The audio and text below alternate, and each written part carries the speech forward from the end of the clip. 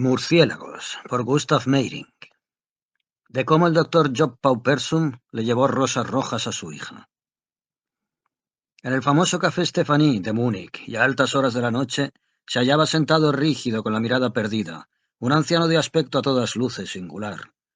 La corbata, deshilachada y abandonada en completa libertad, más la frente poderosa que se prolongaba casi hasta la nuca, revelaban al hombre docto, al académico de relevancia. Salvo una barba plateada y rala que parecía haber escapado de la embestida de una legión de chinches, y cuyo extremo inferior cubría aquella parte central del chaleco donde a los grandes intelectuales les suele faltar un botón. El caballero poseía muy pocas cosas que valiera la pena mencionar en lo que a bienes terrenales se refiere. Para expresarlo en román paladino, nada.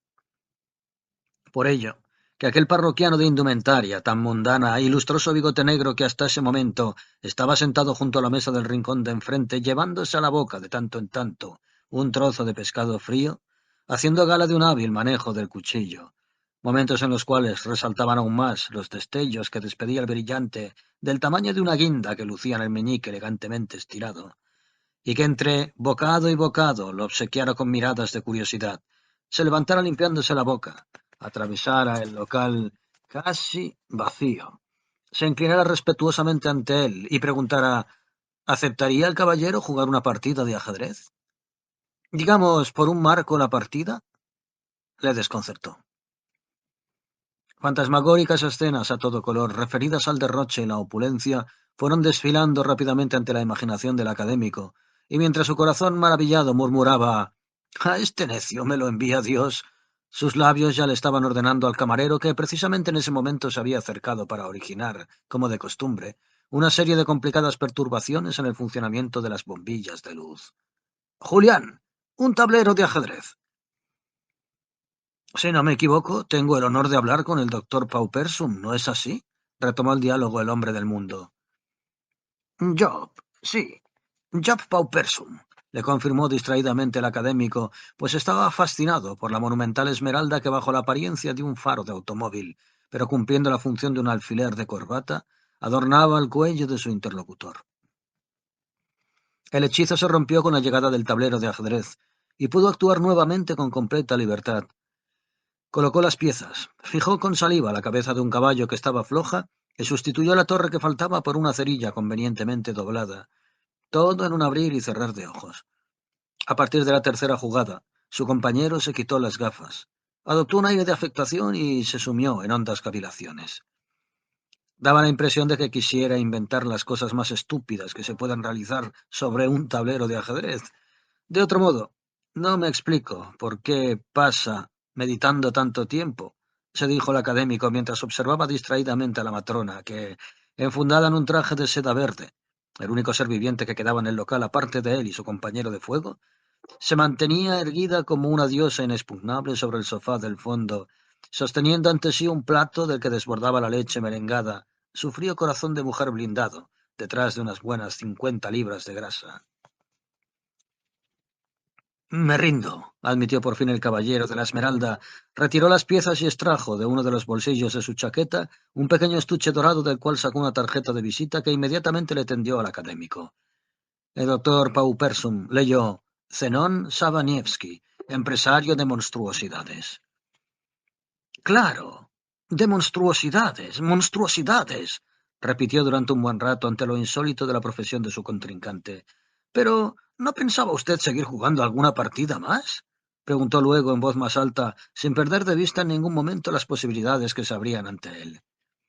Naturalmente, faltaría más. Todas las que usted quiera, le respondió amablemente el hombre de mundo. Pero, ¿qué le parece si antes hablamos de algo más lucrativo? ¿De algo más ¿Más lucrativo? Se le escapó al académico, mientras alrededor de sus ojos se iban dibujando leves arruguitas de suspicacia. He conocido casualmente, comenzó el empresario, y ordenó al camarero por medio de expresivos gestos que les acercara una botella de vino y una copa. Por pura casualidad, como acabo de mencionarle, que usted, a pesar de su fama como lumbrera de las ciencias, se encuentra en este momento sin un empleo fijo. Sí que lo tengo. Durante el día preparo paquetes para las damas de caridad y luego les pongo sus correspondientes sellos postales. ¿Y con eso se mantiene? Al lamer los sellos postales proporciono a mi organismo una determinada cantidad de hidratos de carbono. Pero ¿no sería mucho más rentable que hiciera uso de su conocimiento de idiomas? Como intérprete, por ejemplo, en un campo de prisioneros. Lo cierto es que domino únicamente el coreano antiguo, los diversos dialectos españoles, 3 de los dialectos esquimales y unas 2 docenas de lenguas suajili. Y lo cierto es también que, por el momento y lamentablemente, no estamos en guerra con ninguno de estos pueblos. Más le hubiera valido aprender francés, inglés, ruso y serbio, acoró el empresario. No le quepa la menor duda de que, en ese caso, estaríamos en guerra con los esquimales y no con los franceses, argumentó a su vez el académico. Qué sarcástico es usted. No se trata de sarcasmo, mi apreciado señor. Las cosas, desgraciadamente, son así. Yo, en su lugar, estimado doctor, lo habría intentado en algún periódico, con un tratado enjundioso sobre la guerra. Todas cosas inventadas, ¿se entienden? Lo hice, lo hice, se lamentó el anciano. Relatos desde el frente, sobrios, objetivos, conmovedoramente escuetos, pero... Hombre, usted no tiene remedio, estalló el empresario. ¿Relatos desde el frente escuetos, sobrios y objetivos?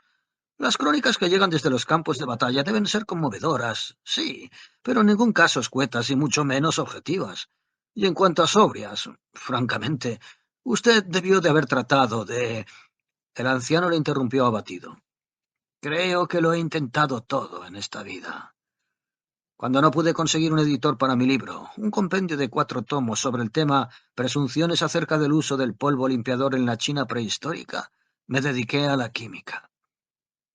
El académico, probablemente influido por el hecho de ver a su compañero tomar vino, se mostraba cada vez más locuaz. Y al poco tiempo, ya había inventado un método para templar acero mediante un procedimiento absolutamente nuevo. Pero con una cosa así tendría que haber ganado un montón de dinero, exclamó el empresario. No. Un fabricante al que le comuniqué el hallazgo me disuadió de patentarlo. Más tarde lo registró él, por su cuenta, diciendo que solamente se podía ganar mucho dinero con inventos pequeños y aparentemente insignificantes que no despertaran la envidia de los competidores. Siguiendo su consejo, desarrollé la famosa pila bautismal plegable para facilitar la tarea de los misioneros metodistas en su evangelización de los pueblos salvajes. ¿Y qué pasó? Me condenaron a 3 años de cárcel por blasfemia. Pero, por favor, sígame usted contando, estimado doctor, suplicaba el hombre del mundo académico. Todo eso es sumamente interesante. Podría hablarle durante días enteros de mis esperanzas frustradas. Para conseguir una beca ofrecida por cierto famoso promotor de las ciencias, emprendí complejos estudios en el Museo Etnológico y escribí un tratado que llamó poderosamente la atención del jurado. Hipótesis acerca de cómo habrían pronunciado los antiguos incas la palabra Huitzilopochtli, según la conformación del paladar de las momias peruanas, si este término no hubiese sido creado en México, sino en Perú. ¿Consiguió la beca? No. El famoso mecenas habló conmigo. Eso fue antes de la guerra, y me dijo que por el momento no disponía de fondos suficientes, ya que, además de promotor de las ciencias, era un fanático adepto de la paz, y que por esa razón estaba dispuesto a invertir todo su patrimonio en una campaña en favor del afianzamiento de las buenas relaciones entre Alemania y Francia, con el fin de preservar los valores humanos tan trabajosamente elaborados en común. Pero con el estallido de la guerra, ¿no se abrieron ante usted nuevas perspectivas? No. El benefactor me dijo entonces que tenía que ahorrar más que nunca para aportar también él su granito de arena a la erradicación definitiva del enemigo natural y hereditario. Bueno, será cuestión de esperar hasta que la guerra termine, mi apreciado doctor. No. Para entonces el mecenas tendrá que ahorrar con mucha más razón para la reconstrucción de todos los valores humanos destruidos y la reanudación de las buenas relaciones entre los pueblos ahora interrumpidas. El empresario meditó un buen rato y luego preguntó compasivo: ¿Y cómo es que no se ha pegado un tiro? ¿Pegarme un tiro? ¿Para ganar dinero? No, no precisamente para eso. Lo que trato de decir es que, en fin, que no deja de ser admirable que nunca le haya faltado el coraje para empezar de nuevo. El académico perdió súbitamente la calma. Su rostro, que hasta ese instante había permanecido imperturbable, como tallado en madera, adquirió una expresión temerosa y vacilante. En los ojos de los animales medrosos puede percibirse cuando se hallan frente a un abismo, acosados por la muerte y con el perseguidor pisándole los talones, un brillo de dolor y de profunda desesperanza, semejante al que se podía ver ahora en la mirada del viejo.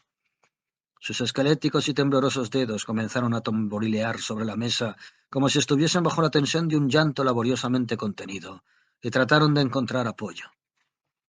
Las líneas que corren desde las aletas de la nariz hasta la comisura de los labios se le habían profundizado tan visiblemente, distorsionando de tal manera su boca, que parecía estar luchando contra un ataque de parálisis. Tragó saliva un par de veces. Ahora lo comprendo todo, soltó finalmente como si temiera que se le trabara la lengua. Ya sé, usted es un agente de seguros. Me he pasado la mitad de mi vida temiendo encontrarme con uno de ellos.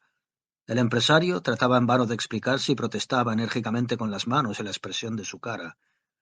Sí, ya lo sé. Usted quiere convencerme sutilmente de que contrate un seguro de vida y que luego me suicide para que... Y bueno, ¿por qué no decirlo? Para que mi hijita pueda seguir viviendo y no tenga que morirse de hambre a mi lado. No diga nada. ¿O es que realmente piensa que yo no sé que a los de su ralea no se les escapa nada? Pero lo que se dice, nada. Ustedes lo saben todo de nuestras vidas. Han cavado pasillos secretos que van de una casa a otra y con ojos de lobos hambrientos espían en todas las habitaciones para saber qué se puede sacar de ellas. Saben cuándo nace un niño, cuántas monedas hay en los bolsillos de cada uno, si alguien se va a casar o si está proyectando un viaje peligroso. Llevan la contabilidad exacta sobre cada uno de nosotros y se intercambian nuestras direcciones. Y usted ha llegado a leer en mi corazón y ha captado la idea que me viene atormentando hace ya 10 años. ¿Cree acaso que soy tan vil y tan egoísta que no estaría ya asegurado y muerto, muerto por el bien de mi única hija y por mi propia mano, sin esperar una insinuación de ustedes, que lo único que quieren es embaucarnos y que estafan a sus propias compañías? Ustedes, sí, que trampean por un lado y por el otro, aconsejándole a uno cómo suicidarse sin que nadie se dé cuenta, para después ir corriendo a hacer la denuncia y poder cobrar así una nueva comisión. Van y dicen, esto es suicidio, no hay que pagar la póliza. ¿Cree que yo no veo cómo lo ven los demás, que las manos de mi querida pequeña son cada día más blancas y más transparentes, y que yo no sé lo que eso significa? Labios secos y afebrados, y tos durante la noche. Aunque fuese un sinvergüenza de su misma ralea, ya lo habría hecho hace mucho tiempo, para poder comprar medicinas y alimentos nutritivos. Pero yo sé que es lo que sucede siempre en estos casos. El dinero no se pagaría nunca, y después... No, no y no. No quiero ni pensarlo. El empresario quiso hacer una nueva tentativa para interrumpir el torrente de palabras del anciano y ahuyentar la sospecha de que él fuese un agente de seguros, pero no se atrevió. El académico había cerrado su mano, antes vacilante, en un puño firme y amenazante. Voy a tener que pensar en una salida diferente, musitó el doctor Paupersum en voz muy baja, y después de una serie de gestos incomprensibles, como dando fin a una larga frase pronunciada solo mentalmente. Y siguió diciendo: está el asunto de los gigantes ambranos. ¿Gigantes ambranos? Demonios, por fin llegamos al tema de mi especialidad. Era precisamente de eso de lo que quería hablarle. Esta vez el empresario no se dejaba parar por nadie. ¿Cómo es eso de los gigantes ambranos? Me consta que usted escribió un ensayo sobre el tema, pero ¿por qué no bebe usted, doctor? Julián, otra copa.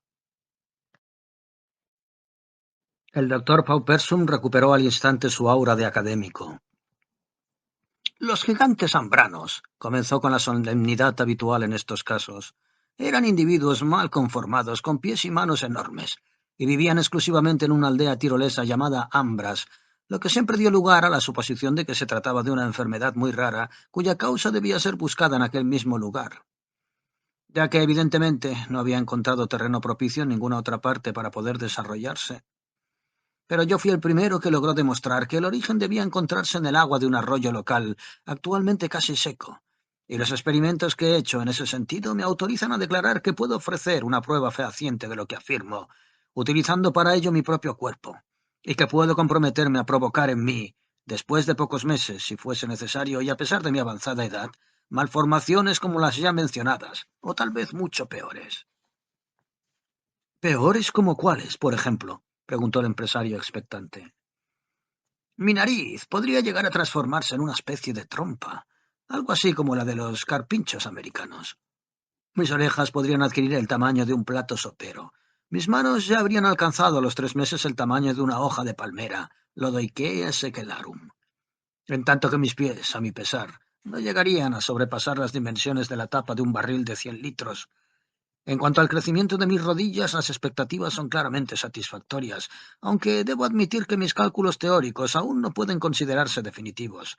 De modo que, a pesar de mi esperanza de hacerlas parecerse a corto plazo a ciertos hongos gigantes de Centroamérica, no me arriesgo a dar garantías científicas sin que por ello... Con esto me basta. Usted es mi hombre, gritó el empresario casi sin aliento.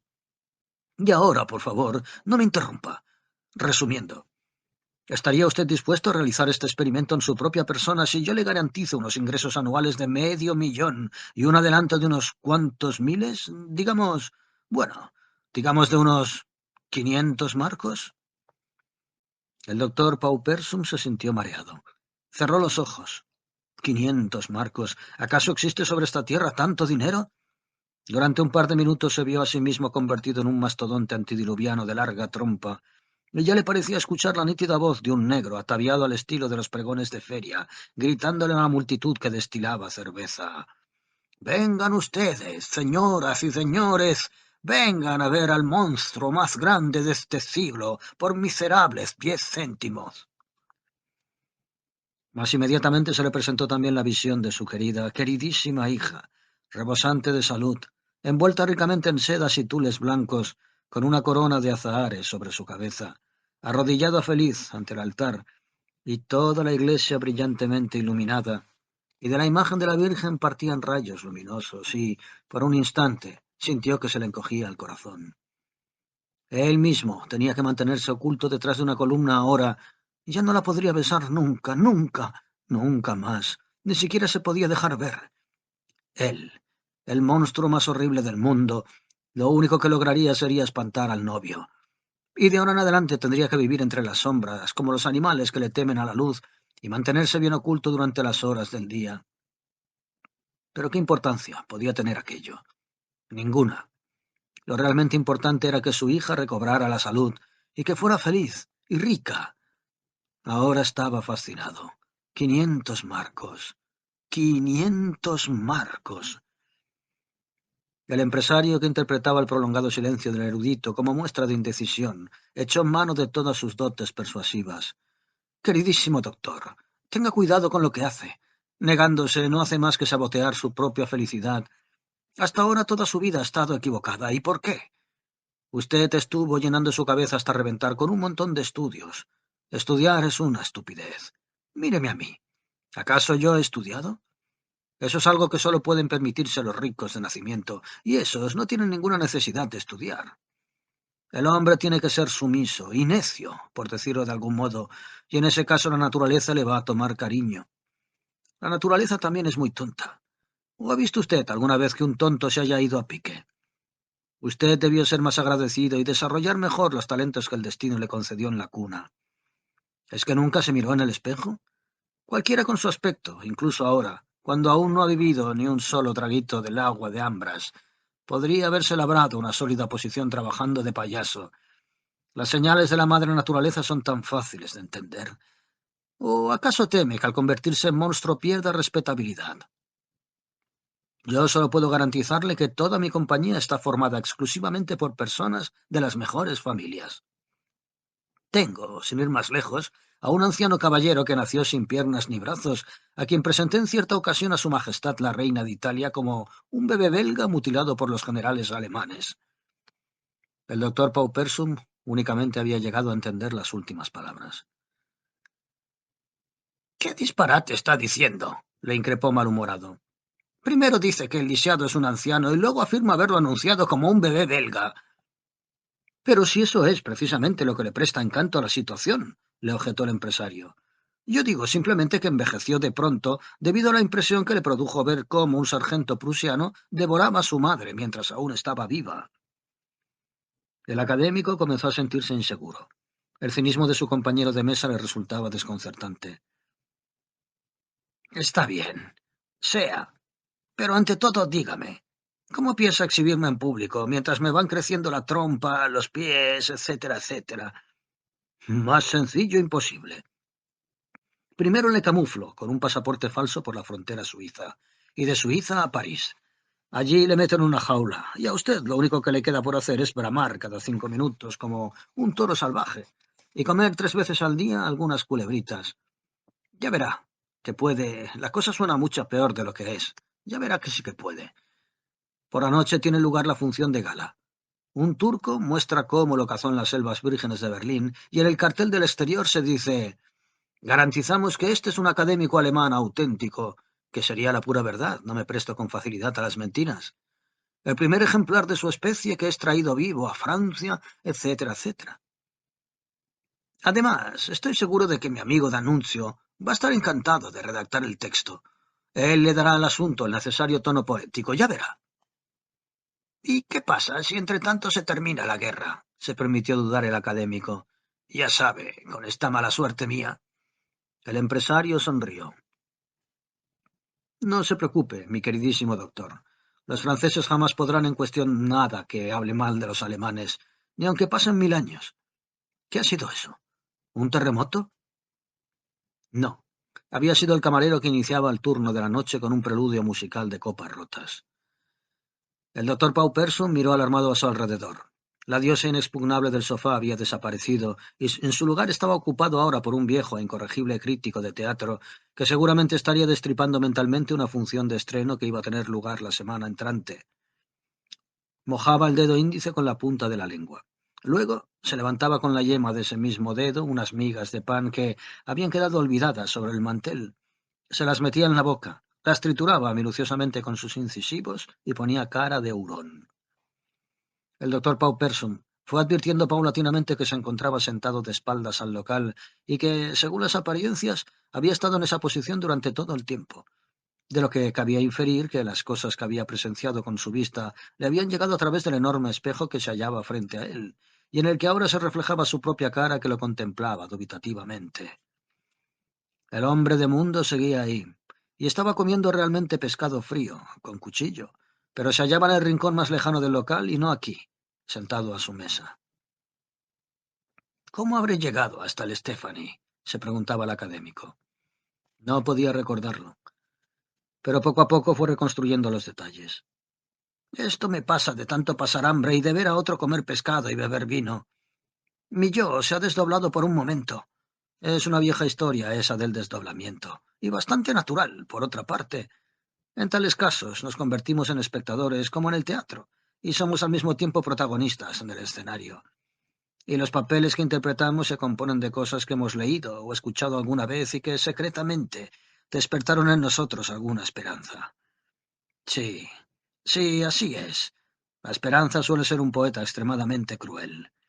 Nos hace imaginar conversaciones en las que creemos estar participando. Nos vemos a nosotros mismos realizando determinados gestos hasta que el mundo exterior, ya totalmente raído gracias a nuestra imaginación, se va plasmando en formas ilusorias. Incluso las frases que nacen en nuestro cerebro ya no son iguales a las que pensamos siempre. Surgen acompañadas por observaciones marginales, igual que en las novelas. Qué cosa tan curiosa es el yo. Puede llegar a abrirse y separarse como un atado de varillas al que se le hubiera soltado la cuerda. Y de nuevo el doctor Pauperson se sorprende a sí mismo murmurando: ¿cómo habré llegado hasta el Stephanie?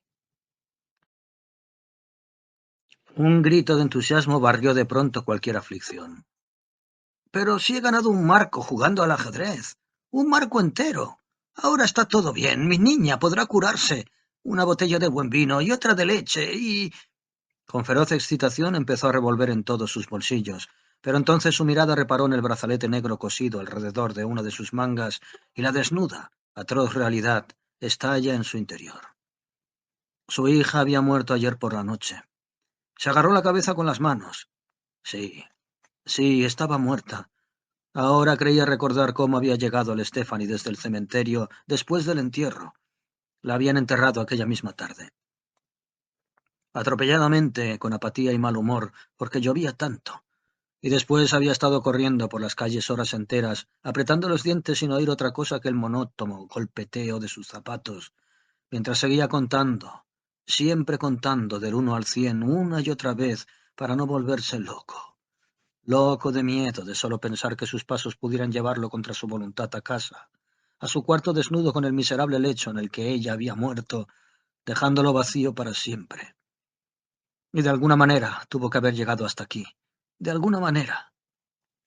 Se sujetó al borde de la mesa para no caerse. De pronto, de manera incoherente, su mente de académico fue asaltada por un nuevo pensamiento. Claro, lo que yo tenía que haber hecho es pasarle por medio de una transfusión toda la sangre de mis venas, transferirle sangre, claro, sangre de mis venas. Se repetía mecánicamente hasta que otra idea repentina le hizo volver violentamente en sí. Pero no puedo dejar a mi hijita sola en esta noche de lluvia. Trató de ser un grito y se quedó en un sollozo ahogado brotándole del pecho. Rosas. Su último deseo fue un ramo de rosas y ahora podré comprárselo, ya que acabo de ganar un marco jugando al ajedrez. Revolvió otra vez en sus bolsillos y salió corriendo, olvidándose el sombrero en pos de una última y modesta quimera. A la mañana siguiente lo encontraron sobre la tumba de su hija, muerto, con las manos profundamente hundidas en la tierra. Se había cortado las venas y su sangre se había filtrado hasta llegar al cadáver, pero su rostro estaba iluminado por esa serenidad orgullosa que ninguna esperanza es capaz de turbar.